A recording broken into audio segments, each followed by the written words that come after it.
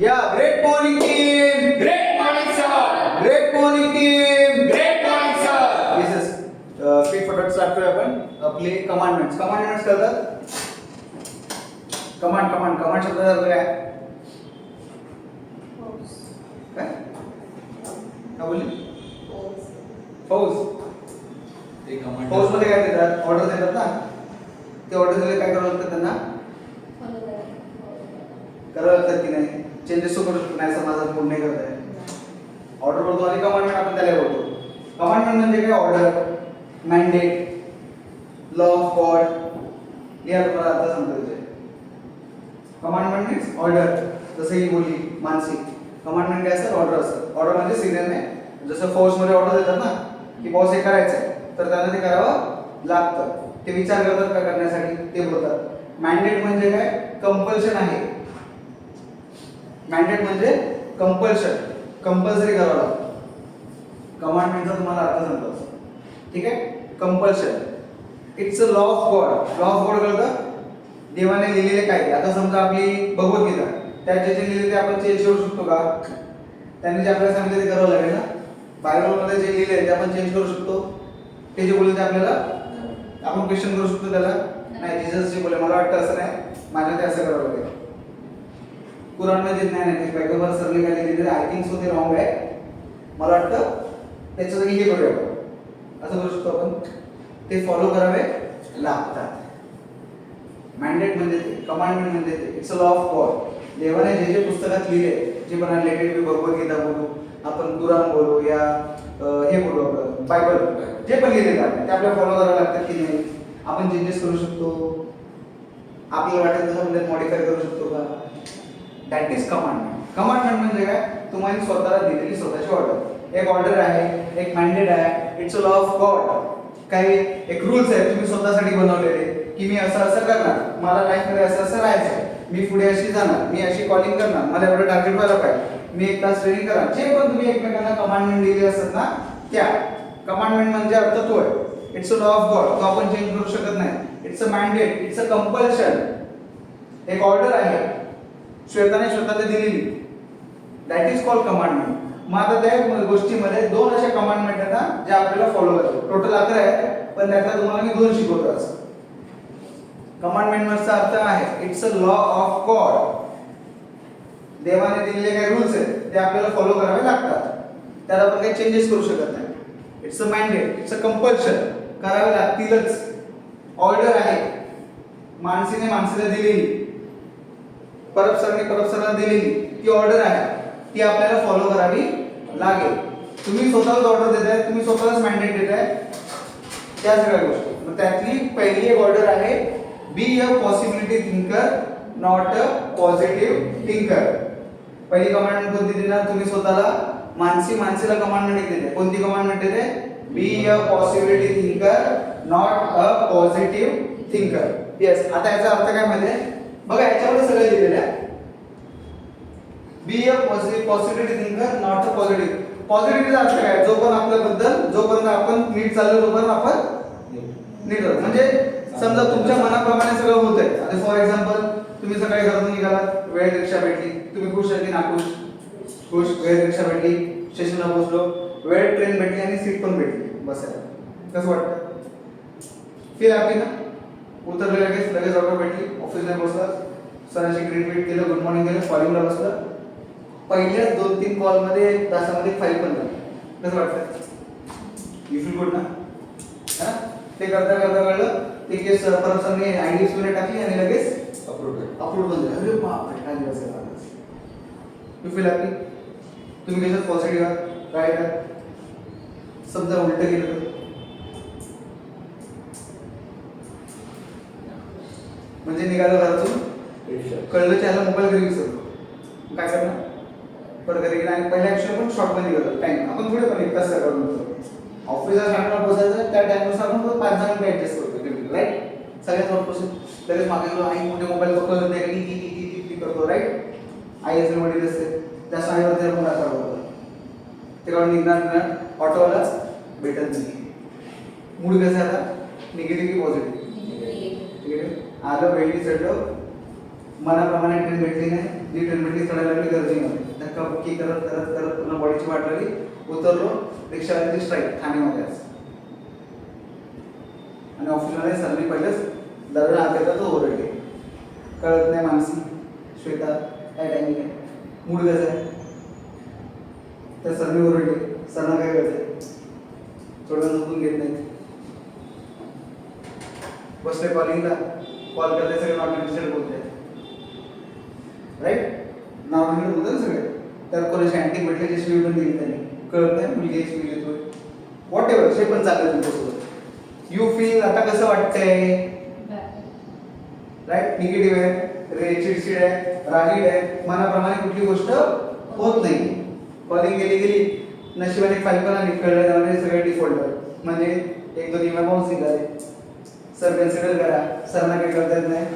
आणि monthly file log in केलेली ती फायनल जाऊन रिजेक्ट झाली. ऑफिसचं दिनचर्या समजा कसं वाटतं आता, संध्याकाळपर्यंत एक अजून एक गुड न्यूज भेटली. How you feel, negative positive? Positive. हा, फाईलला डिक्लाइन झाली ना, मेहनतीने टाकली मंथलीमध्ये. डिक्लाइन बोललो मी रे, डिक्लाइन केली. काय वाटतं मग असं होतं याच्यामध्ये पॉझिटिव्ह थिंकरमध्ये हे थोडं, जोपर्यंत आपल्यासोबत सगळं नीट चालतंय तोपर्यंत आपण पॉझिटिव्ह, आणि जोपर्यंत आपल्याबद्दल निगेटिव्ह म्हणजे आपल्या मनाप्रमाणे नाही चालत आहे, जोपर्यंत आपल्या मनाप्रमाणे चालतंय ना तोपर्यंत आपण पॉझिटिव्ह राहतो. सिच्युएशन नीट आहे, सगळं मनाप्रमाणे होत आहे, जे जे मी स्टेप घेतले ते स्टेप करेक्ट केल्या, माझे सराउंडिंग मला नीट आहे, ते सगळ्या गोष्टी जेव्हा आपल्यासोबत होतात ना तेव्हा आपण पॉझिटिव्ह फील करतो.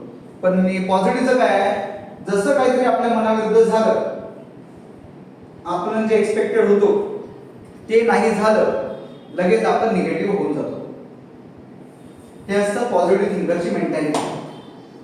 पॉझिटिव्ह थिंकरची मेंटॅलिटी ही आहे, जोपर्यंत सगळं नीट तोपर्यंत मी पॉझिटिव्ह, आणि जेव्हा पण माझ्या मनाविरुद्ध झालं तेव्हा मी निगेटिव्ह. जसं मी तुम्हाला आता पूर्ण तुमची दिनचर्या सांगितली, घरातून ऑफिसला येईपर्यंत सगळं नीट होतंय तर तुम्ही पॉझिटिव्ह असता, कॉल केले लीड भेटतात तुम्ही पॉझिटिव्ह राहता, तुम्ही कुठली तुम्हाला केस भेटली ती एसटीपी मध्ये निघाली तुम्ही पॉझिटिव्ह राहता, खुश झाला.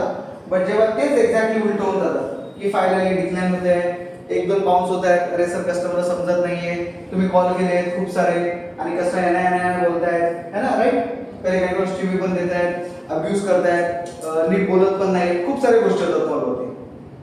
मग तेव्हा तुम्ही म्हणता निगेटिव्ह. फाईल डिक्लाइन झाली, मी सर 5 फाईल पिकअप केली, एकूण फाईल तुम्ही अप्रूव्ह नाही केली सर, सरच घेऊन बसले बटन दाबायला, बटन दाबायचं होतं अप्रूव्हचं. 5 फाईल उचलली सर, 5 फाईल उचलल्या सर, मी एक तरी फाईल अप्रूव्ह झाली, एवढ्या काही खराब फाईल उचलल्या मी, तुमच्यामुळे क्वालिफाय नाही झाली, तुमच्यामुळे माझा महिना खराब गेला. मग सगळं ब्लेड नाही सर, काय सर 5 एक फाईल देऊन 5 फाईल तर एक फाईल ठीक आहे सर, त्याने बाउन्स केलं आहे काय फरक पडतो, भरला पण नाही त्याने, काय आमचे बरोबर ना, भरलं तरी सर एवढं तरी बघा, त्याच्या कंपनी त्याला सॅलरी नाही दिली तर तो ईएमआय कुठून भरणार, त्याचं सगळं सॅलरीवरती चालतं, बरोबर श्वेता, बरे श्वेता म्हणून ईएमआय बाउन्स करायचं सॅलरी द्यायला. मग बॉस दुर्दोषी बॉस बॉस ने सॅलरी दिली दुसरीकडे ईएमआय बाउन्स केला, सो निगेटिव्ह. ठीक आहे. सो आपल्याला तसं नाही जायचं, आपल्याला जायचं पॉसिबिलिटी थिंकर सारखं. कुठली थिंकर? पॉसिबलचा अर्थ काय आहे मराठीमध्ये? शक्य होईल, राईट. एव्हरी सिच्युएशन मध्ये कसं पॉसिबल होईल, कसं शक्य होईल त्या थॉट मध्ये तुम्हाला जायचं आहे. पॉसिबलचा अर्थ काय मराठीत सिंपल आहे, शक्य होणं. कुठल्याही सिच्युएशन मध्ये कसं मी त्यातून बाहेर निघू त्याचं डोक्याला तुम्हाला लावायचे. बी अ पॉसिबिलिटी थिंकर म्हणजे कुठल्याही सिच्युएशन मध्ये पॉसिबिलिटी थिंकिंग. पॉसिबिलिटी थिंकिंग म्हणजे काय, कुठल्याही टफ सिच्युएशन बघा, जे तुमच्याबरोबर चालले नीट तेव्हा तर तुम्ही नीट राहणार, राईट. पण जेव्हा पण तुमच्याकडे काही गोष्ट निगेटिव्ह होते, तुमच्या मनाप्रमाणे होत नाही, जे आता मी तुम्हाला खूप सारे एक्झाम्पल दिले, कॉलिंग करतोय, सगळे येण्या भेटतायत, कस्टमर मना करतोय, कस्टमर नीट आपल्याशी बोलत नाहीये, जो आपल्याला प्रॉस्पेक्ट मध्ये फाईल देणार होता तो मागे पुढे करतोय, फॉलो मध्ये कॉल पिकअप नाही करत आहेत, राईट. तुम्ही आज दिवसभर कॉल केले, एनएस ऐकतो तो पूर्ण म्हणजे बोलतो ना सर मी 5 कॉल केले, काय सर माणसं काढायला काय सर मी 5 शीट कंप्लीट केले आज, 5 शीट मध्ये एक पण नाही भेटली मला, ते सर काय पण आपण बोलतो. मग ते सगळे जेव्हा जो निगेटिव्ह होतात त्याच्यामध्ये कसं आपण पॉसिबल राहावं की या सिच्युएशन मधून मला बाहेर कसं निघायचं आहे, कोणती मला नवीन केस भेटेल, त्याची थॉट प्रोसेस तुमच्यामध्ये असेल. Be a possibility thinker in every day all the day. आणि पॉसिबिलिटी थिंकरचं आहे ना, एक ती लोक हे फॉलो करतात, एक फिलॉसॉफी आहे.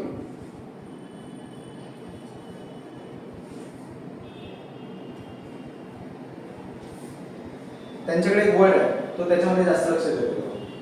No constraint. कोणता वर्ड आहे त्यांच्याकडे? No constraint. कन्स्ट्रेंटचा अर्थ स्पेलिंग अशी,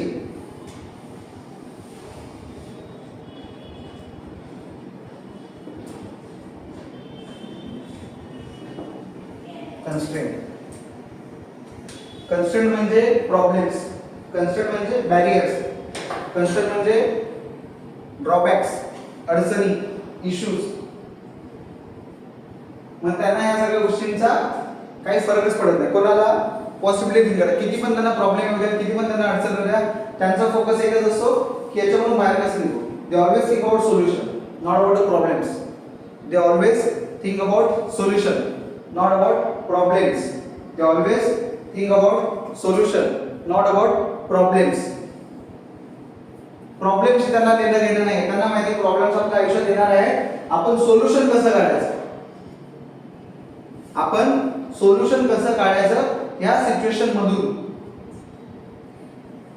कन्स्ट्रेंट म्हणजे प्रॉब्लेम्स, इश्यूज, डिफिकल्टीज, ड्रॉबॅक, त्याचा अर्थ होता. नो कन्स्ट्रेंट म्हणजे त्यांना त्या गोष्टीचा इश्यूज नाही. किती प्रॉब्लेम मध्ये, किती डिफिकल्ट होते, किती वर्स्ट सिच्युएशन मध्ये, किती प्रॉब्लेम मध्ये अडकू दे मी, किती मला आजूबाजूला प्रॉब्लेम्स होते, मी कसा यातून बाहेर निघणार त्याचा जास्त विचार करू. दे always think about solution, not about problems. तुम्हाला एक स्टोरी सांगतो. ती मूवी बघितली होती राजा हरिश्चंद्र? नाही बघितली? बघितली ना? तुम्ही दोघींनी नसेल बघितलं, बघा जाऊन. राजा हरिश्चंद्र मराठी मूवी आहे, मस्त मूवी आहे, मोटिवेट मूवी आहे. सिरीज होतं राजा हरिश्चंद्र. प्राईम वरती भेटून जाईल, युट्यूब वरती भेटून जाईल. मराठी मूवी त्याने राजा हरिश्चंद्र ही स्टोरी यांची आहे, ज्यांनी भारतामध्ये पहिली मूवी बनवली. फाळकेंची बद्दल मूवी आहे. फाळकेन बद्दल मूवी नाही ती, फाळकेंची पहिली मूवी बनवली राजा हरिश्चंद्र. ती मूवी बनवताना त्यांना किती प्रॉब्लेम आहे त्याच्याबद्दल. तर आपल्याला तुम्हाला ही मूवी बघायची, त्याचं नाव आहे हरिश्चंद्राची फॅक्टरी. तुम्हाला ती मूवी बघायची, हरिश्चंद्राची फॅक्टरी. त्यांनी पहिली मूवी काढली होती राजा हरिश्चंद्र. मग ती मूवी बनवताना त्यांना किती डिफिकल्टी झाली ना, त्याची ती एक जर्नी त्यामध्ये झाली. पहिली मूवी भारताची. आणि पहिली मूवी आली 1930s मध्ये, नाही सर 1913 समथिंग, 13-14 समथिंग, तो काहीतरी काळ आता एक्झॅक्टली डेट आठवत, त्यावेळीची गोष्ट. त्यावेळी इंडिया पण कोणाच्या कंट्रोलमध्ये होतो? ब्रिटिशच्या कंट्रोलमध्ये. आपल्याकडे टेक्नॉलॉजी वगैरे काही नव्हतं बघा. मूवी कॉन्सेप्ट इंडियामध्ये नव्हता. लोकांना मूवी बघायची आयडिया नव्हती.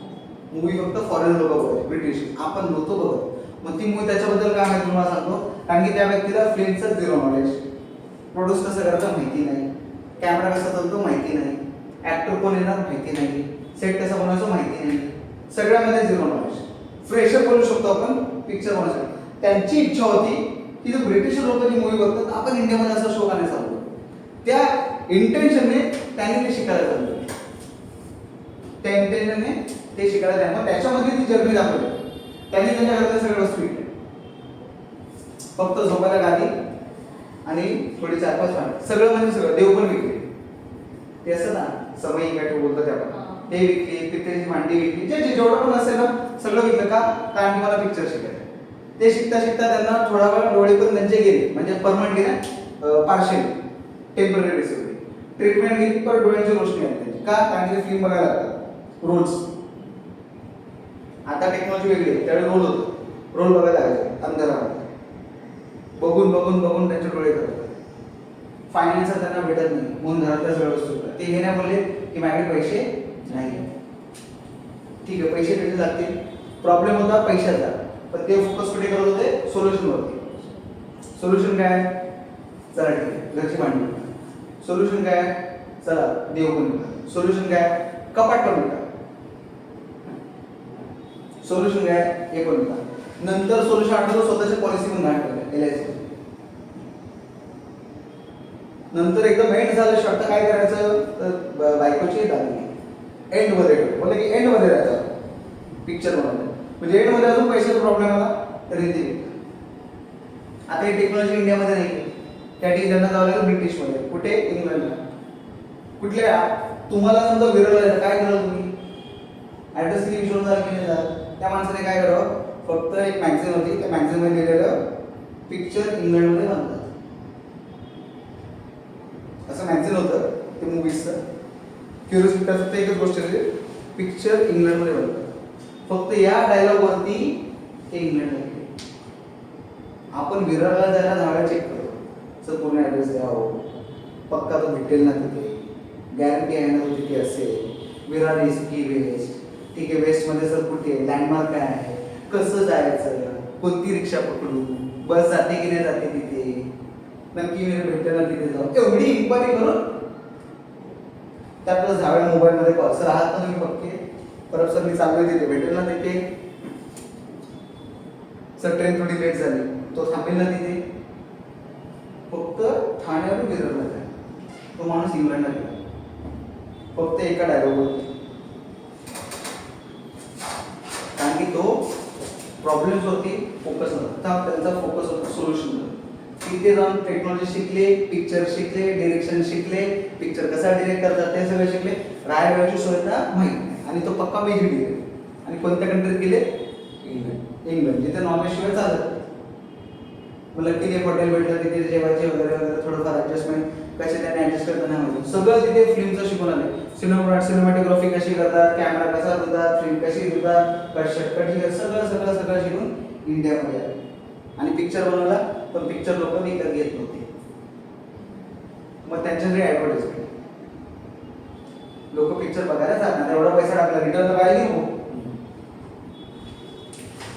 मग त्याआधी परत ॲडव्हर्टाइजमेंट त्याआधी परत मार्केटिंग त्यांचा फोकस कुठे होता सोल्युशन त्यांनी ह्याच्यावर लक्षात ठीक आहे पिक्चर नाही बघत ना मग काय असं मी करू जे लोक पिक्चर बघायला येते त्यांनी स्वतः प्रश्न केला ओके नो इश्यू मग काहीतरी ट्रिक वापरली मार्केटिंग केलं लोक पिक्चर बघायला आले कारण की त्यांचा फोकस आणि सोल्युशन वरती आहे त्यांचा प्रॉब्लेम वरती नाही प्रॉब्लेम तर त्यांना नाही त्यांना माहितीच आहे आपण आहोत तर आपल्या आयुष्यामध्ये प्रॉब्लेम नाही कारण की प्रॉब्लेम कशी ईसीजी सारखी आहे टिक टिक टिक टिक म्हणून आपण जिवंत आहोत असं प्लेन झाली ईसीजी कसं होतं मग ईसीजी अशी झाली काय होतं वरती खालती चालते म्हणजे आपण जिवंत आहोत सो प्रॉब्लेम आपल्या आयुष्यात तेच करतात इट्स मेक यू अलाइव्ह जिवंत ठेवतात पण आपण करतो काय आपण प्रॉब्लेम वरती लक्ष देतो सर माझी बाइंडिंग नाही झाली सर मी तेवढे कॉल केले माझे कस्टमर भेटत नाही सर 2 तर बाउन्स केले काय सर तुम्ही थोडं समजा सर किती मेहनत करते मी किती मेहनत करतोय मी 5 साल पिकअप केले एक पण डिस्कस नाही केली सर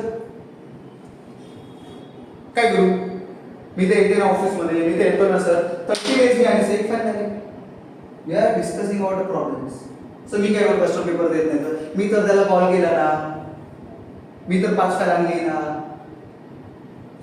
आपण डिस्कस ते करू आणि म्हणून आपण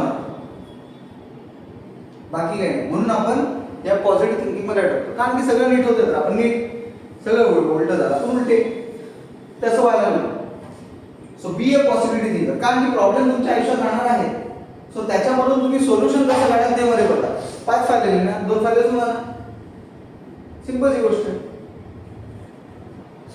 99 कॉल केले अजून 3 कॉल वर्षात भेटेल कस्टमर एंड मध्ये कस्टमर कधी भेटेल सांगतो काय आता त्यांनी पिक्चर बघताना माहिती होतं हिट होणार तो त्यांना माहिती पिक्चर कसा बनणार तो त्यांना माहिती की तो पिक्चर पक्का बनेल मला कोण काय गॅरंटी मागितली त्यांनी कसली गॅरंटी मागितली त्यांच्यामध्ये फक्त एकच येत होतं की बाबा बस पिक्चर बनवणं त्याच्या मागे ते लागले त्याच्यामुळे लागता सगळं प्रॉब्लेम सुद्धा हँडल करत करत करत करत करत पिक्चर बनला हिट पण झाला तुम्ही कसली गॅरंटी नाही ना फायनल डिस्क्लोज करायला जायचं हा त्याला आम्ही करणार होत नाही तर काय करणार गो टू द नेक्स्ट त्याच एनर्जीने त्याच उत्साहामध्ये त्याच एक्साइटमेंटमध्ये आपण करतो काय ती फाईल टिकणार आहे त्याचा सगळं दुसरं पॉईंट मग कसा भेटणार तुम्हाला कस्टमर मग कसा भेटणार तुम्हाला फाईल तुमचं जे फ्रस्ट्रेशन आहे तुमचा जो राग आहे तुमची जी नाराजगी आहे तुमचा जो जे पण आहे ते अँगल सगळं जातो नेक्स्ट पॉईंटवरती तो कसा कस्टमर भेटणार त्यांनी बोलले असते पिक्चर बनवलं नाही आता एवढा प्रॉब्लेम आहे मी नाही करत पिक्चर बनला असता मे बी आपल्याला टेक्नॉलॉजी असते आज त्याच्यामुळे किती करोडो लोक कमवतात म्हणजे लाखो लोक वर्षाला 3000 पिक्चर बनतात इंडियामध्ये फक्त एका माणसाच्या जिद्दीमुळे किती इंडस्ट्री आहेत मराठीमध्ये आपल्या इंडियामध्ये भारतामध्ये 2 इंडस्ट्री राईट आपल्या महाराष्ट्रामध्ये बॉलिवूड आहे मराठी आहे खाली गेलं कर्नाटक आहे, तामिळनाडू आहे, किती आहे खाली प्लस वरती आहे. किती लोकांचा परिवार चालतो, पण एका माणसाच्या जिद्दीमुळे. कारण की तो जिद्दी होता, त्याला बनवायचा होता. किती प्रॉब्लेम आले तरी तो मी बनवणार. मग तुम्हाला महिन्यामध्ये किती प्रॉब्लेम आला तरी तुम्हाला ते बिझनेस करायची आहे. ह्या थॉट प्रोसेस मध्ये जर तुम्ही राहाल ना, तर ऑटोमॅटिकली तुमचा बिझनेस होईल. नाही म्हणलं काय प्रॉब्लेम आहे, 6 पेज येईल, 7 पेज येईल, 8 पेज येईल. पण हे पर्यंत जर मी 5 पेज केले ना, so you are positive. So मी या वीकमध्ये 3 फाईल आणले ना, ठीक आहे, डिक्लाइन झाले. Go to the next. समजून घे प्रॉब्लेम्स काय झाले, काय मी केलं त्या फाईलमध्ये. मी सस्पेंडिंग प्रोसेस, अरे ती फाईल उचलच नव्हती पाहिजे ऍक्च्युली, ती फाईल काउंटच होत नाही. आता तो बोलतोय की इनिमेंट डिक्लाइन, मग आपण घेऊ शकतो फाईल ती. तरी फाईल काउंट होते, मग आपण काउंट करतो आणि आपण सुद्धा आपण युजर फाईल. तो क्लायंट गलत बोलतो की मला नकोय. काय होत असेल, मे बी त्याचं सिबिल पहिलं बोलत खराब असेल, त्याला आपण काय करणार. आपल्याला माहिती असेल फाईल पिकअप करताना सिबिलचं चांगलं की वाईट आहे. आता मी माझी लास्ट टाइम केस टाकली, 700चा सिबिल होता, सगळे ईएमआय रेग्युलर, बँकेने रिटर्न मारले. आता मी बँकेची भांडू,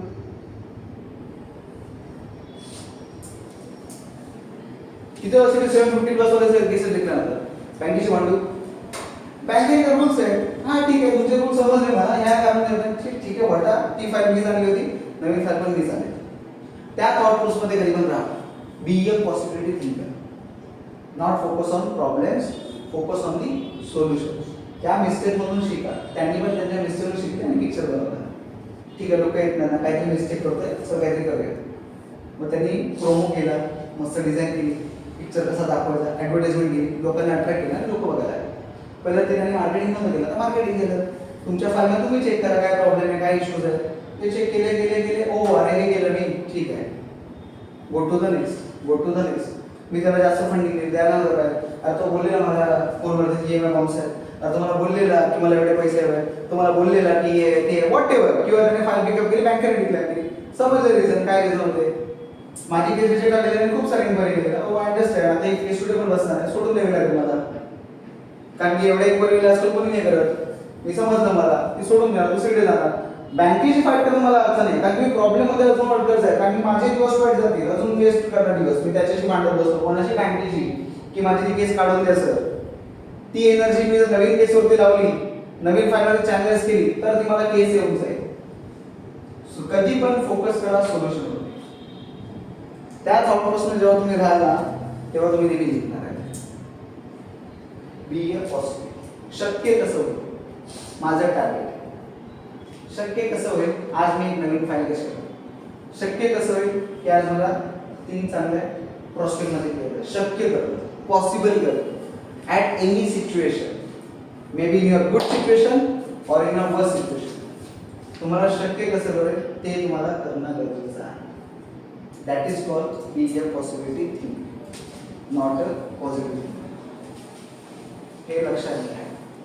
आणि जेव्हा तुम्ही आयुष्यात पॉसिबल राहाल, तुम्हाला जे हवंय ते तुम्हाला सगळं भेटेल. आणि हे लक्षात ठेवा, ठीक आहे.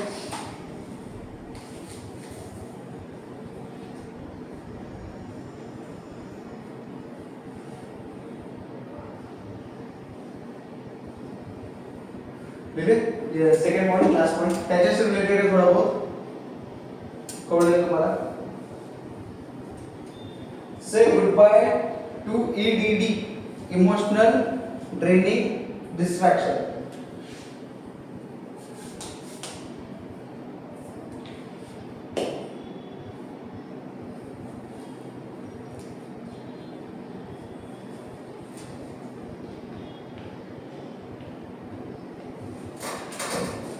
Say goodbye to EDD, emotional draining distraction. जे पण तुमच्या आयुष्यातल्या इमोशनल गोष्टी आहेत ना, जे पण तुमच्या आयुष्यात इमोशनल गोष्टी होतात बघा, ते तुमच्यासाठी डिस्ट्रॅक्शन आहे. हे लक्षात ठेवा. जे पण तुमच्या आयुष्यात काही इमोशनल गोष्टी होतात, आपण इमोशनल होऊन जातो. इमोशनल कधी पण तुम्हाला चांगलं नाही, ते तुम्हाला डिस्ट्रॅक्टच करणार. हे लक्षात ठेवा. त्याला तुम्ही अवॉइड करा. आता समजा फॉर एक्झाम्पल गर्लफ्रेंड आणि बॉयफ्रेंड चालले, ठीक आहे. समजा तुमच्या बॉयफ्रेंड तुम्हाला सोडलं, काय होतं श्वेता, मानसी, काय ते झालं मस्त तुमचं होतं कनेक्शन बऱ्यापैकी लग्नापर्यंत गेलेली गोष्ट, असं नाही टाइमपास, लग्नापर्यंत गेलेली गोष्ट होती, झालं सोडलं त्याने. ॲट एनी सिच्युएशन काहीतरी झालं असेल नाही सोडलं, मग काय करतो त्यानंतर? काय करतो काय एक्झॅक्ट काय करतो? मैत्रिणीला कॉल करतो, सगळी हकीकत सांगतो, स्टोरी सांगतो. पहिली गोष्ट 2-3 दिवस राहतो, आपण आपल्याशी कॉन्टॅक्ट तोडून टाकतो. आपला आणि जगाशी काही संबंध नसतो, राईट? जग कुठे असं आपल्याला माहिती असतं. आपण कॉन्टॅक्ट करतो, 2 दिवस आपण रडतो, कोण काढून सुसाईड पण करतो. तर तिथे नको जायला, आपण एकदम लो सिच्युएशन होते, राईट? आपण काय करतो? कॉन्टॅक्ट करतो, जगाशी बोलत नाही, हे नाही ते नाही, मोबाईल स्विच ऑफ सगळं, घरामध्ये आई कोण विचारत, पप्पा विचारतात काय चाललंय, काय नाही नॉर्मल चाललंय, काय नाही, जेवतोय जेवत नाही, काय नाही, वॉटेवर. नंतर आपण थोडं बाहेर आलो ट्रॉमातनं, मग फोन स्विच ऑन करून पहिले डिग्री मैत्रिणीला स्टोरी, मग ती झाल्यानंतर त्याच्या बाजूला स्टोरी, त्याच्या बाजूला स्टोरी. आपले दिवस कुठे चालले? कोणाला? मित्र मैत्रिणी, जग संपले आपल्यासाठी, कामामध्ये लक्ष नाही, त्याचे जुने फोटोवरून चाळ बघतो आपण, काय चाललंय, कसं होतं, काय होतं, आमची जोडी लग्नापर्यंत गेलेलं, काय करणार होतं, कुठली शॉपिंग करणार होतं, त्याच्यामध्येच आपण आपली गोष्ट. किती लोकांनी आपलं आयुष्य वेचलं.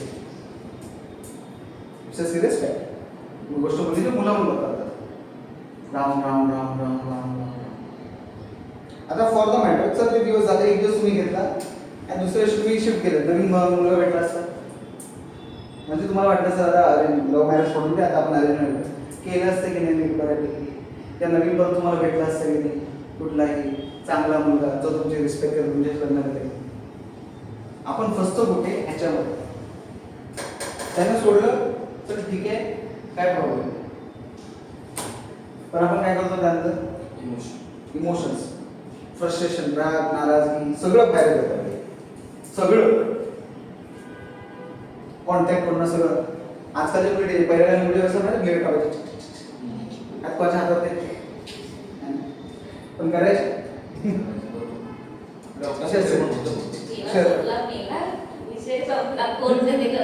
करायचे पहिले कापले अशा आवाज पूर्ण नाही कापलं पण असं करायचं आपल्याला त्रास द्यायचा असेल का सोडलं मला नाही. आता समजा तुम्ही मोबाईल झाला काय करता? चांगला आता कटपीस मोबाईल घेतला, आज आयफोन तुझा आला होता, काय करायची? हा आयफोन आला होता काय करणार?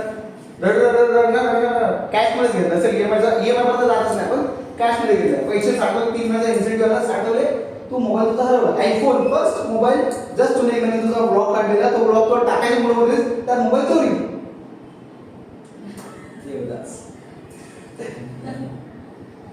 अरे जेवढ्या मैत्रिणी तेवढा फोन करून पिडशील, माझा मोबाईल हरवला, माझा मोबाईल हरवला, माझा मोबाईल हरवला, पहिला ब्लॉक काढलेला, पहिला मला टाकायचा होता, एवढा मस्त ब्लॉग होता, मला तुला काय सांगते मानसी, मिलियन्स आले असते, मिलियन्स, आणि स्टोरी चालले महिनाभर. इमोशनल ड्रेनिंग डिस्ट्रॅक्शन, त्याच्यामध्ये नवीन काम करून नवीन आयफोन घेतला असता, तो आयफोन येणार आहे का? गेला तो गेला. त्यात आयफोन मला नाही शकत, कसला मोबाईल आहे, ट्रॅक पण करता येत, एवढे डायलॉग मारतात की लोक मोबाईल असंच आपले तसंच पुढे, माझा मोबाईल चोरी गेला, नवीन भेटत पण नाही मला, काय नाही सेफ्टी आहे ना, तुम्ही डिटेक्ट करू शकता, हे करू शकता, नाही तर मोबाईल डिटेक्ट पण होत नाही. कुर्ल्याला चोरी झाला, कुर्ल्याला फेमस आहे सगळं चोरण्याला सॉफ्टवेअर. आता मी आयफोन घेणारच नाही, मला नको आयफोन, साधाच मोबाईल घे, चोरीच होते भेटत नाही, 30,000 मोबाईल वापरणार, मला नको मोबाईल. तो माझा जुना मोबाईल कुठे गेला, त्याला शोधलं कुठे पडला, हा माझा मोबाईल कराय, ज्याने मला 8 वर्ष सोबत केली, याच्यात अजून मी 2 वर्ष काढली, पण मी आता नवीन मोबाईल नाही घेतला. Emotional training distraction. ते गेले नाही आयफोन भेटणार परत, ते गेले नवीन मोबाईल घेऊ शकतो. आपलं लक्ष कुठे? त्याच्यामध्ये इमोशनल ट्रेनिंग डिस्ट्रॅक्शन. सगळ्यांना स्टोरी सांगून पकवले, तो समोरचा पण आहे का 5 वेळा सांगितलं हा असं झालं काय, ओके ओके ओके, तो काय बोलणार विचार ऐकतो स्टोरी, काउंट पण करतो, 5 वेळा सांगते मला आयफोनची स्टोरी, जेव्हा पण भेटते आयफोनचंच गाणं आहे.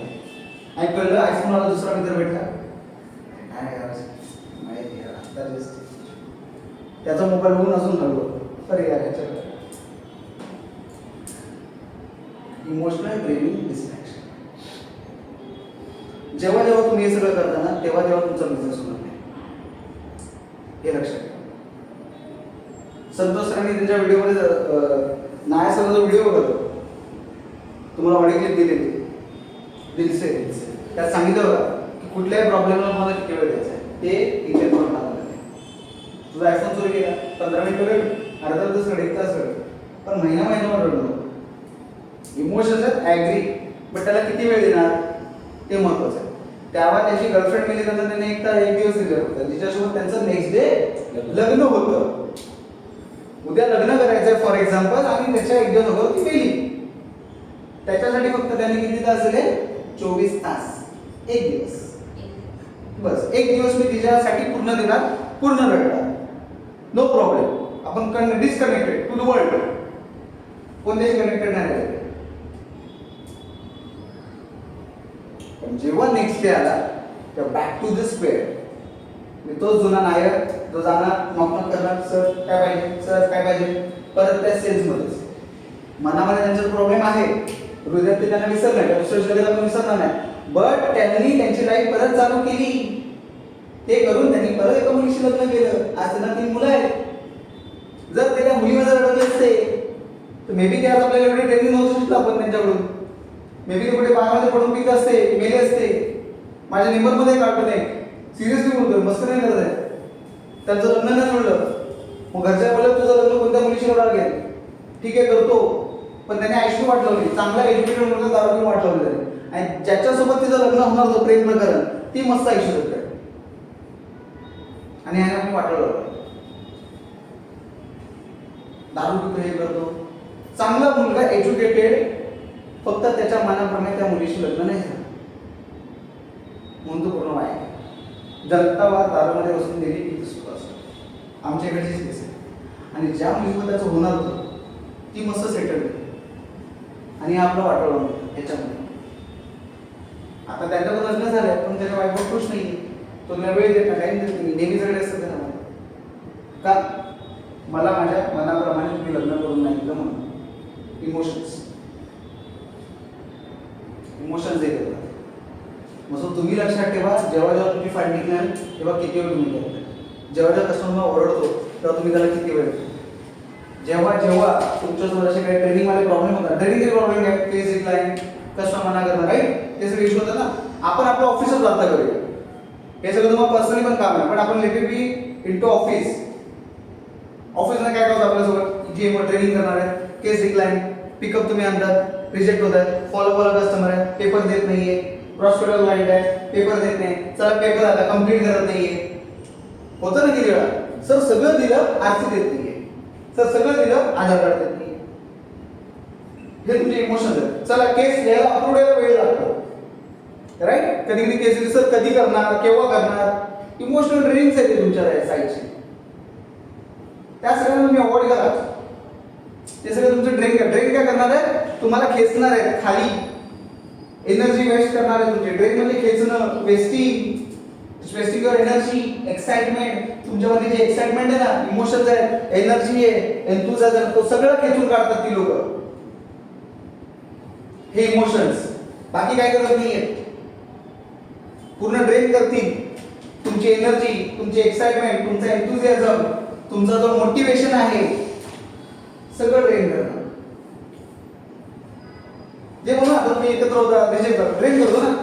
हॅपीनेस तुझ्यामधला, हॅपीनेस जे लव्ह अफेक्शन होतं, त्याच्यामुळे तुम्ही कधी नवीन परत प्रेमात पडणार नाही. का आपण पडू शकतेस परत, पण आपण नाही कधी प्यार नाही करत असं. हे लफडा वगैरे चिंगी प्यार इज ट्रेनिंग युअर मोटिवेशन. जे लव्ह होतं अफेक्शन सगळं दिसतं, जे केअर होती तुमच्यामध्ये मुलासाठी, वॉट एव्हर, नाही सर करणे फार विचारशाने, अकेली रोगी सर, अकेले drain your happiness, draining your bad good emotions, draining your love, affection, care. हे सगळं. So solution काय, avoid busy yourself, jam pack your schedule. Solution is busy. Go to the next. लगेच होता नवीन, लगेच इंस्टाग्रामवरती अकाउंट, लगेच status. लगेच photo delete, flash down. काय होतं माझे वगैरे? Go to the next new prospect. अरे मी बघितलं होतं फेसबुकवरती नवीन भेटलेलं, त्याला मला विचार नाही थांब.